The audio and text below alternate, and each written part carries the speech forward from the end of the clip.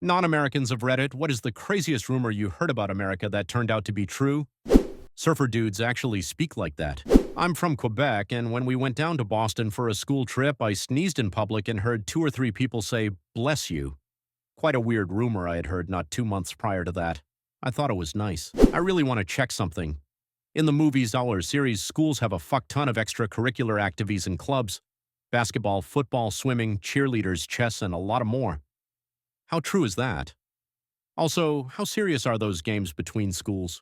Yes, that's real. The seriousness varies by geographic region. Where I'm at in Ohio, school sports are fairly lighthearted, but in Texas, high school football is very serious. That people actually get attacked by alligators which got in their pools, specifically referring to Florida here. So apparently yellow school buses are actually a thing in America. I honestly thought it was just a cartoon thing, but nope. That Dolly Parton has her own theme park in Tennessee. I thought it was a joke. That woman is a saint.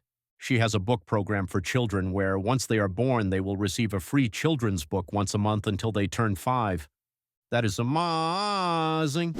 I studied in Maryland for about half a year back in 2017. I'd always heard that Americans are like super good at pie. I was pretty much all alone during Thanksgiving since everyone else was with their families. One of the RAs I'd befriended knocked on my door and brought me all different kinds of pie.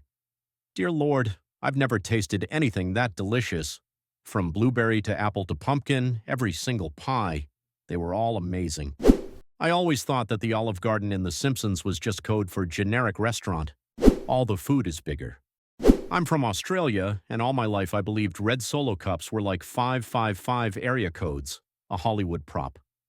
When I immigrated to the US, my mother-in-law was making dinner and offered me iced tea in a red Solo cup.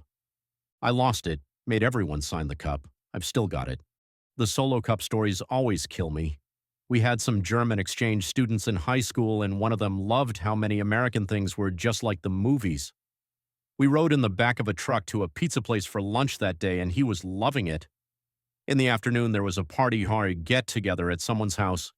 The kid was eyeing the stack of Solo cups and coyly asked, "Can I keep one?" We said sure, and the red Solo cup was the cherry on top of his American experience that day.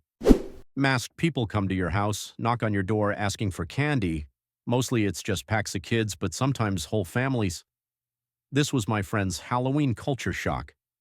Sports bars are actually exactly how they're portrayed on TV. Drink sizes, holy shit. When my family visited in 2017, we landed in Texas for a stopover. First thing I saw in the shops part of the terminal was a dude who was drinking from what looked like an actual fucking bucket.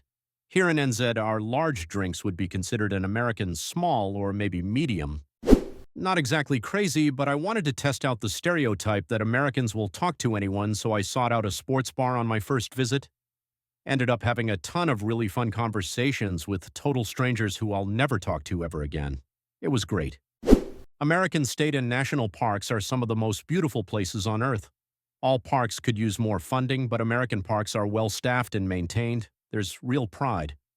America has libraries that are essentially free to use. This was not even a rumor, but more like sarcastic comment from a friend who heard I was excited to go to the US because he knew what book nerds my entire family is. When I first arrived here 25 years ago, the first day of work at Newark, New Jersey, I walked out at lunchtime and saw the huge central library. The size boggled my mind, but I bravely walked in to check it out. The guy says, "Yup, show me your work ID for local address and you get a membership card." Me. How much does it cost? I only own $80 total till I get my first pay. He, bemused, almost laughing, "It's free, you don't pay anything." Me, after a brief recovery time from shock, "So how many books am I allowed to take home?" Expecting that to be a catch, maybe I need to put down a security deposit for each book. He, now positively enjoying himself, "How many can you carry?" That day I took home 30-plus books, just being greedy, and quickly called my dad to tell him about it. For a guy who painstakingly would browse used bookstores in small-town India just to get his kids great books to read, he was suitably amazed. He was puzzled if that would kill the bookstore business, because who'd buy if such free libraries existed? Till date, I remember the gratitude I felt that day for being able to come here, And when Dad visited some years later, I would drop him off at a library on my way to work, and he'd be lost in it all day. The minimal amount of paid days off you get from work. A friend of mine from Wisconsin was very proud he got 20 days off per year.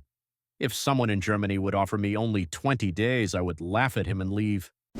The honking? I thought it was a movie stereotype, and then I went to New York.